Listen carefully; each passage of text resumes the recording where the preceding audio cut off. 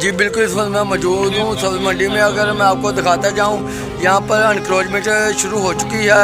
और अगर मैं आपको दिखाता जाऊँ, यहाँ पर ये देखिए कि जो यहाँ के जो सब्ज़ मंडी के पुराने जो यहाँ पर अच्छे बंदे बैठे हुए थे, और मैं आपको यहाँ पर दिखाता जाऊँ, यहाँ पर बहुत बड़ी हजूम का मंजर नज़र आ रहा है। और यहाँ पर जो गरीब गुरबा जो लोग ज़मीन पर बैठकर अपने बच्चों की रोटी कमाते थे, अब वो बेकार होने लगे हैं। जनाब मेहरबानी करें, हम आला अफसरान से मुतालबा करते हैं असिस्टेंट कमिश्नर गोयरा मैडम सदर अकबर साहबा और डिप्टी कमिश्नर टोबा टैक्सिंग जनाब उमर बाद साहेब और जनाब वज़ीर आला पंजाब मरियम नवाज़ साहबा से अपील करते हैं कि जनाब इन गरीब लोगों को रोटी कमाने का हक दिया जाए।